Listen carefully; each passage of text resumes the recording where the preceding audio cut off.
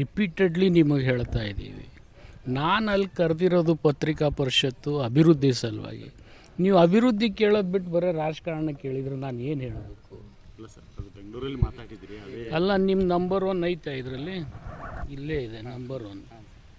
ಇವರೇ ನನಗೆ ಕೇಳಿದ್ರು, ಹಾಂ, ಪರಮೇಶ್ವರ್ ಅವ್ರ ಮನೆಗೆ ಎಂ ಬಿ ಪಾಟೀಲ್. ಬಟ್ ಅದನ್ನಿಷ್ಟು ಕಾಂಟ್ರವರ್ಸಿ ನೀವು ಮಾಡೋದು ಅವಶ್ಯಕತೆ ಇರಲಿಲ್ಲ.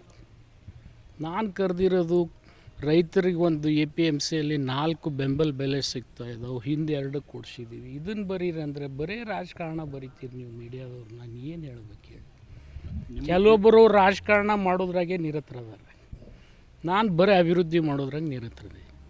ಬೇಕಾದ್ರೆ ಆಲ್ ಡಿಪಾರ್ಟ್ಮೆಂಟ್ಸ್ 3 ಡಿಪಾರ್ಟ್ಮೆಂಟ್ ತಂದು ನೋಡ್ರಿ. ಏನಾದರೂ ಅಭಿವೃದ್ಧಿ ಬಿಟ್ಟರೆ ನಾ ಈ 14 ತಿಂಗಳದಲ್ಲಿ 16 ತಿಂಗಳಲ್ಲಿ ಏನಾದರೂ ಮಾಡಿದರೆ ಬೇರೆ ಹೇಳೋಣ. ನಿಮ್ಮ ಸಹಿತವಾಗಿ ಯಾರ್ಯಾದರೂ ಸಪೋರ್ಟ್ ಇದೆ? ಯಾರು ಬೇಕಾದವ್ರು ಆಗ್ಬೋದು ರೀ, ಅದ್ರಾಗೇನಿದೆ. ಖುದಾ ಮೆಹರ್ಬಾನ್ ಅಂತೂ ಗದಾ ಪೈಲ್ವಾನ್ ಅಂತೆ.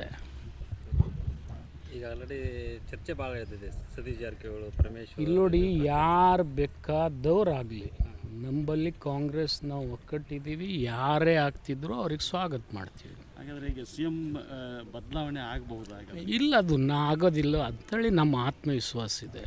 ಅವ್ರೇನು ತಪ್ಪೇ ಮಾಡಿಲ್ಲ ಅಂದರೆ ಯಾಕೆ ಆಗಬೇಕು? ಕಾಂಗ್ರೆಸ್ನಲ್ಲೇ ಯಾಕೆ ಕೊಟ್ಟು CM ಬದಲಾವಣೆ ನೀವು ಹುಟ್ಟಿಸ್ತಾ ಇದ್ದೀರಿ. ಅಲ್ಲ, ಎಲ್ಲರೂ ಅವ್ರವ್ರ ಸ್ಟೇಟ್ಮೆಂಟ್. ಅವ್ರವ್ರಲ್ಲ, ನೀವು ಕೇಳ್ತೀರ. ಹಂಗೆ ನೀವು ಅಭಿವೃದ್ಧಿ ಕೇಳೋದೇ ಬಿಟ್ಬಿಟ್ಟಿರಿ. ಈಗ ದುರ್ದೈವ ಅಂದ್ರೆ ನೀವು ಮೀಡಿಯಾದವರು, ಅದ್ರಾಗ ನಿಮ್ಮ ಇಲೆಕ್ಟ್ರಾನಿಕ್ ಮೀಡಿಯಾದವರು ಅಭಿವೃದ್ಧಿ ಕೇಳೋದೇ ಇಲ್ಲ. ನೀವು ಅಭಿವೃದ್ಧಿ ಬಗ್ಗೆ 100 ಕೇಳಿ ನಾನು ಹೇಳಲಿಕ್ಕೆ ರೆಡಿ ಇದ್ದೀನಿ. ನನಗೆ 3 ಇಲಾಖೆ ಕೊಟ್ಟಿದ್ದಾರೆ. 3 ಇಲಾಖೆದು ಏನು ಬೇಕಾದರೂ ಕೇಳಿ ಹೇಳಿ.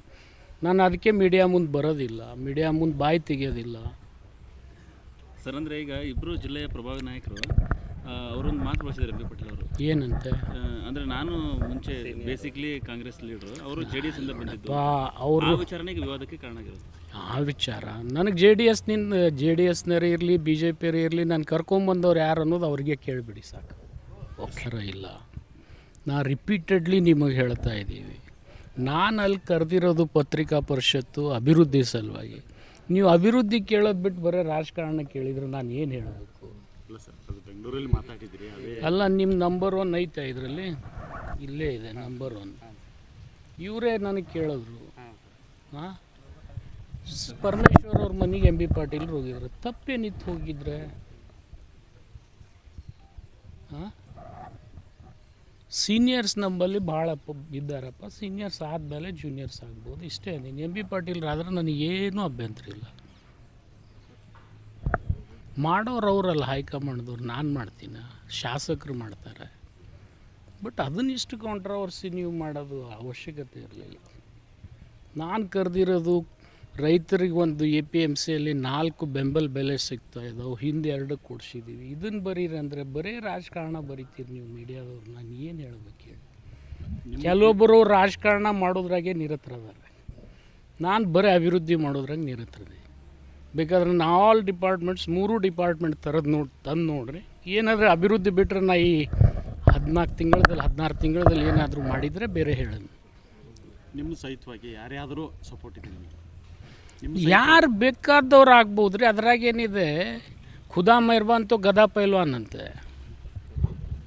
ಈಗ ಆಲ್ರೆಡಿ ಚರ್ಚೆ ಭಾಳ ಇರ್ತದೆ, ಸತೀಶ್ ಜಾರಕಿಹೊಳಿ, ಪರಮೇಶ್ವರ್. ಇಲ್ಲಿ ನೋಡಿ, ಯಾರು ಬೇಕಾದವ್ರಾಗಲಿ, ನಮ್ಮಲ್ಲಿ ಕಾಂಗ್ರೆಸ್ ನಾವು ಒಕ್ಕಟ್ಟಿದ್ದೀವಿ. ಯಾರೇ ಆಗ್ತಿದ್ರು ಅವ್ರಿಗೆ ಸ್ವಾಗತ ಮಾಡ್ತೀವಿ. ಹಾಗಾದರೆ ಈಗ CM ಬದಲಾವಣೆ ಆಗಬಹುದಾಗ? ಇಲ್ಲ, ಅದು ಆಗೋದಿಲ್ಲ ಅಂಥೇಳಿ ನಮ್ಮ ಆತ್ಮವಿಶ್ವಾಸ ಇದೆ. ಅವ್ರೇನು ತಪ್ಪೇ ಮಾಡಿಲ್ಲ ಅಂದರೆ ಯಾಕೆ ಆಗಬೇಕು? ಕಾಂಗ್ರೆಸ್ನಲ್ಲೇ ಯಾಕೆ ಕೊಟ್ಟು CM ಬದಲಾವಣೆ ನೀವು ಹುಟ್ಟಿಸ್ತಾ ಇದ್ದೀರಿ. ಅಲ್ಲ, ಎಲ್ಲರೂ ಅವ್ರವ್ರ ಸ್ಟೇಟ್ಮೆಂಟ್. ಅವ್ರವ್ರಲ್ಲ, ನೀವು ಕೇಳ್ತೀರ. ಹಂಗೆ ನೀವು ಅಭಿವೃದ್ಧಿ ಕೇಳೋದೇ ಬಿಟ್ಬಿಟ್ಟಿರಿ. ಈಗ ದುರ್ದೈವ ಅಂದ್ರೆ ನೀವು ಮೀಡಿಯಾದವರು, ಅದ್ರಾಗ ನಿಮ್ಮ ಇಲೆಕ್ಟ್ರಾನಿಕ್ ಮೀಡಿಯಾದವರು ಅಭಿವೃದ್ಧಿ ಕೇಳೋದೇ ಇಲ್ಲ. ನೀವು ಅಭಿವೃದ್ಧಿ ಬಗ್ಗೆ 100 ಕೇಳಿ ನಾನು ಹೇಳಲಿಕ್ಕೆ ರೆಡಿ ಇದ್ದೀನಿ. ನನಗೆ 3 ಇಲಾಖೆ ಕೊಟ್ಟಿದ್ದಾರೆ. 3 ಇಲಾಖೆದು ಏನು ಬೇಕಾದರೂ ಕೇಳಿ ಹೇಳಿ. ನಾನು ಅದಕ್ಕೆ ಮೀಡಿಯಾ ಮುಂದೆ ಬರೋದಿಲ್ಲ, ಮೀಡಿಯಾ ಮುಂದೆ ಬಾಯಿ ತೆಗೆಯೋದಿಲ್ಲ. ಸರ್, ಅಂದರೆ ಈಗ ಇಬ್ಬರು ಜಿಲ್ಲೆಯ ಪ್ರಭಾವಿ ನಾಯಕರು ಅವರೊಂದು ಮಾತು ಬಳಸಿದ್ದಾರೆ, ಎಂ ಬಿ ಪಾಟೀಲ್ ಅವರು. ಏನಂತೆ? ಅಂದರೆ ನಾನು ಮುಂಚೆ ಬೇಸಿಕ್ಲಿ